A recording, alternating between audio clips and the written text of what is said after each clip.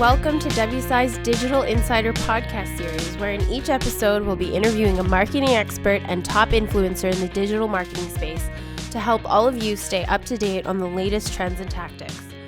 My name is Leanna San Pedro. I'm a member of WSI's corporate team in Toronto, Canada, which is home to my beloved Toronto Blue Jays and the not-so-beloved Maple Leafs. I also happen to be your host today. In this episode, we'll be exploring the power that content marketing has on how well, or how poorly for that matter, your business is perceived by your online audience. Our guest speaker today is Mr. Dave Kerpen, who is founder and CEO of Likeable Local, a social media software company serving thousands of small businesses. Many of you might know him as 50% of the brains behind the famously known sponsored wedding in New York, which raised over $100,000 back in 2006. Since then, he's penned several New York Times best-selling books, which teach professionals how to leverage the social sphere to become more transparent, engaged, and likable. So sit back, grab a drink, and enjoy the session.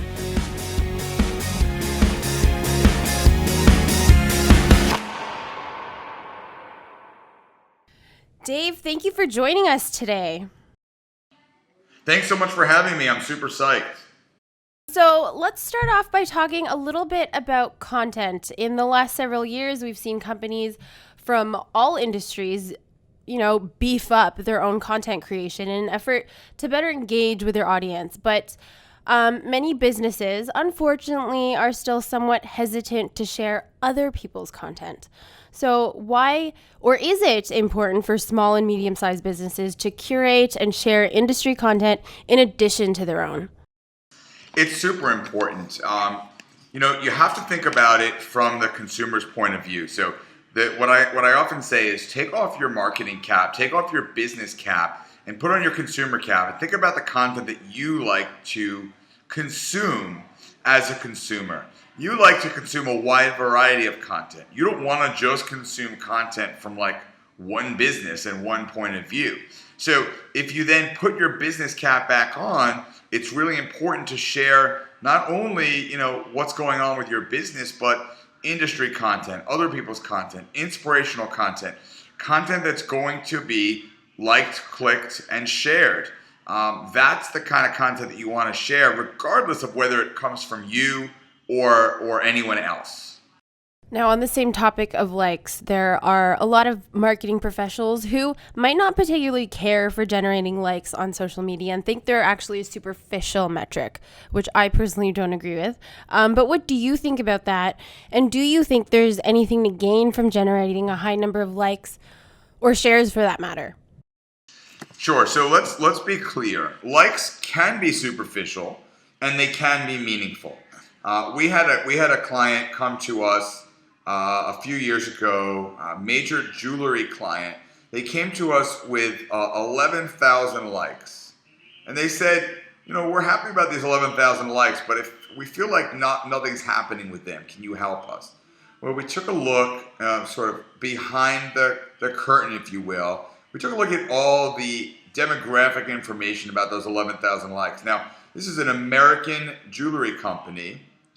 And as it turns out, of those 11,000 likes, 10,500 of them were Indonesian teenagers.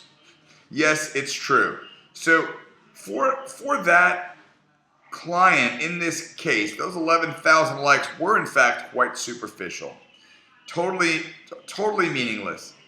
However, if you can accumulate relevant, targeted likes of people that can become your customers, of people that are in your target audience, of people whose friends are in your target audience, then it can become very, very meaningful. So, there's a line in the movie The Social Network. You know what's cooler than $1 million? $1 billion. Well, my line is kind of the opposite. You know what's cooler than reaching 1 billion people on Facebook? Reaching the right 100,000 or the right 1,000 or the right 100 to grow your business. And it's not simply about likes, but if you get the right audience, the right people, well, then likes are the first step towards building your audience that you can then engage with and then finally sell to and grow your business. Back in September, I was in Boston for Inbound 2014, and I had the pleasure of attending your session, Why It Pays to Be Likeable. And so for our listeners today who might have not had the opportunity to join us, can you briefly touch on your vital concepts for achieving social media success? Sure. So, obviously, first of all, thanks for attending. That was a blast. We have great friends over at HubSpot. So I touched upon 7 of the 11 concepts that I write about in my books. So, my first book was called Likeable Social Media, and I wrote about all these concepts for being likable in social media. And then I realized as I was writing and speaking about that book that the concepts that I wrote about weren't just applicable to social media, they were applicable to all of business. And so my second book, Likeable Business, I wrote about some very similar concepts and applying them to business. And then my third book, I took those same concepts, applied them to being a better leader. And finally, my next book, I'm going to take those same concepts and apply them to just being a better human being. So what are these concepts? Well, it all starts with listening. Listening, I believe, is the most fundamental aspect of social media and maybe business and maybe even life. And most people don't really listen, they wait to talk.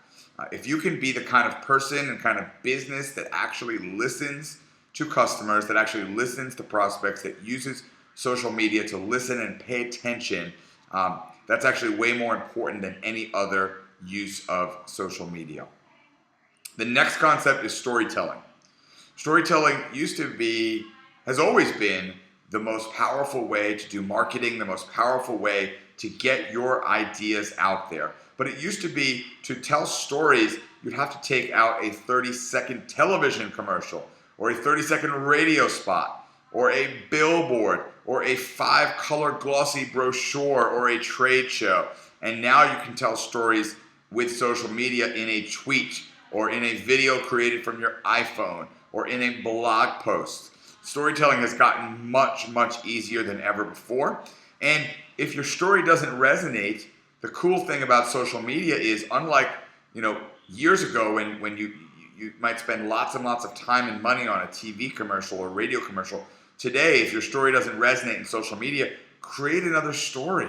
Mix it up, change another story. My story that I like to share about how I first started in business was that my wife and I both had a strong marketing and sales background, but we couldn't afford a traditional wedding.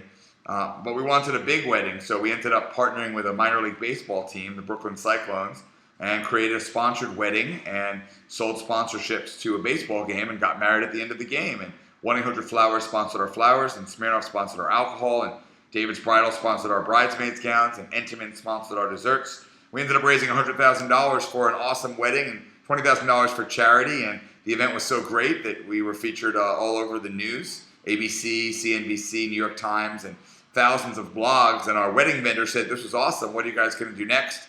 We couldn't get married again, so we started a company instead. And I can tell that story now with a few lines and a picture in social media, and it still resonates really strongly with people.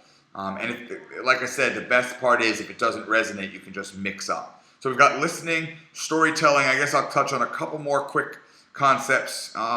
Authenticity and transparency is a really important part of social media.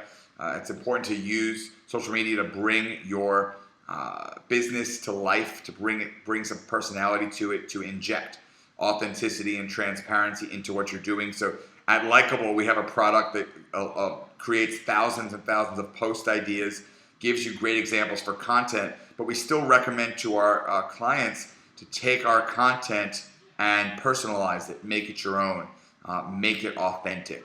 And finally, gratitude. I believe that the 4 most important words in social media are "I'm sorry" and "thank you." And if you can say "I'm sorry" when people have negative things to say about you, negative reviews, comments, etc., that goes a very long way. But even more important than saying "I'm sorry" is when people have something nice to say "thank you." Shockingly, 60% of brands and small businesses still do not respond to comments in social media. And you have an opportunity to be better than those people, to respond, to use those 4 powerful words, "I'm sorry" and "thank you," and to respond and engage with your customers and prospects. Speaking of your wedding, I just want to say that I recently got married and I looked at yours as inspiration. Did I have it sponsored? No. But your whole baseball theme was something that it just spoke to me. I, however, am not a Mets fan, so that's where you and I just end our friendship. Toronto Blue Jays? Yes, hardcore Toronto Blue Jays. I like the Blue Jays. For all the Canadians out there, before we started interviewing, I did a little singing based on my first job. All I can say is, "Oh Canada, our home and native land, true patriot love, in all thy sons command." But don't worry, Americans, I love you guys too. Your talents are endless, Dave. Now, I want to quickly go back to some of your concepts. I know that a lot of it can align to advertising, and we'll talk about that for a second. Social ads are becoming very popular for amplifying content marketing efforts. So what are your thoughts on that? And do you think this is a trend that'll continue? Or, is there a risk of the social ad space becoming oversaturated? Yeah, great question. The social ad space will eventually become oversaturated, but we have at least five years of huge opportunity. Facebook has changed the rules quite a bit. Something I call Facebook reach a get in. Essentially, over the last 5 years, it's become harder and harder for businesses to reach their customers and prospects without advertising on Facebook. So-called organic reach has decreased significantly, which means that if you're a small business and you update your Facebook page, a very, very small percentage of your fan base is actually going to see that unless you advertise. So the good news is that we've seen great results from social media advertising. In fact, part of our product, we've seen such great results that part of our product is that we turn all posts into paid ads on Facebook, which allows you to reach more and more people. And the reason I love social media advertising so much is twofold. First, the targeting is amazing, like super amazing. So if we think about who you'd want to target in the past, you'd think about, for a national brand, you'd want to target 25 to 34-year-old females. For a local business, you might want to target, everyone in the town. But now you can target so much better. So if you're targeting on Facebook, you can reach, if you're a Chinese food restaurant in Cleveland, you can target just people that live in Cleveland that like Chinese food, right? If you're an architect firm in Boston, you can reach just real estate developers in Boston. The fact that you can target by job title, by interest, by age, by zip code, by marital status, it just makes a huge difference. And I told you my line about sort of it's better to reach fewer people. What's cooler than reaching 1 billion people on Facebook, reaching the right people. Well, I took out an ad a couple years ago targeting 34-year-old female married employees of Likeable who live in Port Washington, New York. And of the 1 billion people on Facebook, only one person met those targeting criteria. Literally, my wife is the only person on the planet that saw that ad. So you can advertise so narrowly to the exact right target audience that you want to reach. That's one reason I love social advertising. The other reason I love social advertising is the built-in word of mouth, the built-in social context. It's unbelievably awesome. So imagine for a minute that you're sitting at home watching TV one day, and normally you fast forward through the commercials, but you can't help but notice that in the upper right-hand corner of your screen, you see during the commercial the name of your friend Dave, and it says, "Your friend Dave likes this car." You'd be like, whoa, that's crazy. Or you're listening to the radio and you hear, "Your friend Cheryl likes this furniture store." That would be the most powerful form of advertising ever. That's obviously not available on TV or radio or billboards or direct mail. That is available through social media. And between hyper-targeting and built-in word of mouth, social media is a very powerful way of advertising it. For the next 5 years, until it does become oversaturated, small businesses have just got to take advantage of social advertising. Now, regardless of how awesome all of that is, there are businesses out there who simply refuse to leverage the social space. So how do you respond to those who say that social media just doesn't work in our industry? And for that matter, do you believe social media marketing is a tactic that can help any industry in any market?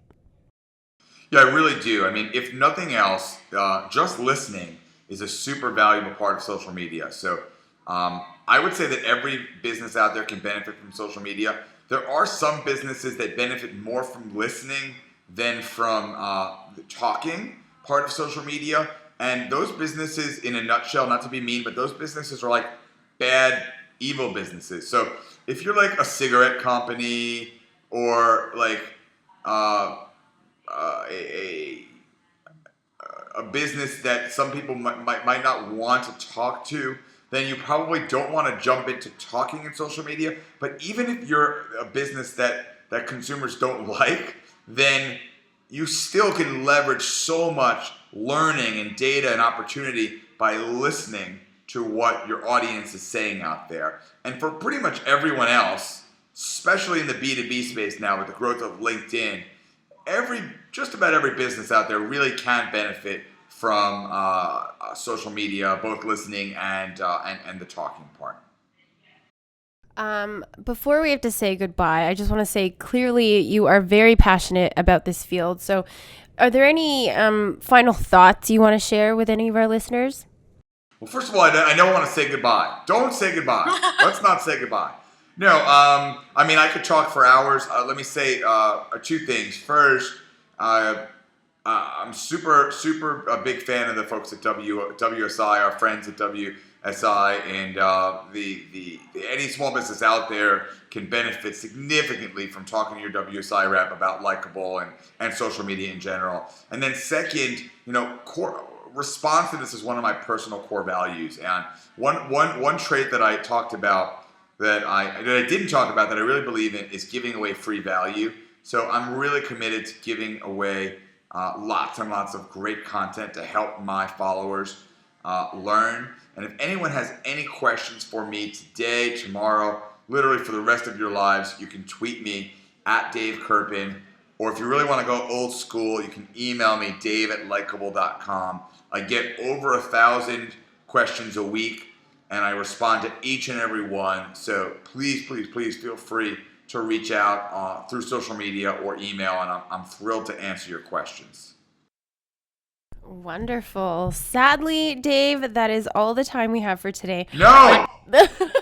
Say it ain't so. I can't believe it. I am so sad. We will talk very soon, I am sure.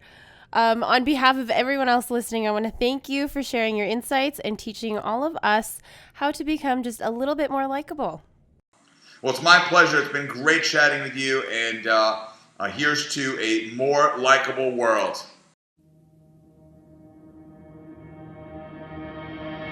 Well, that concludes this month's episode of WSI's Digital Insider Series. Thanks again to Mr. Dave Kerpen for sharing some great insights into how businesses can work to become irresistible on social networks. And of course, thanks to all of you for listening. I hope you found this session informative, and if you have any questions about what was discussed, be sure to get in touch with the WSI consultant in your region. This is Leanna San Pedro for WSI, signing off.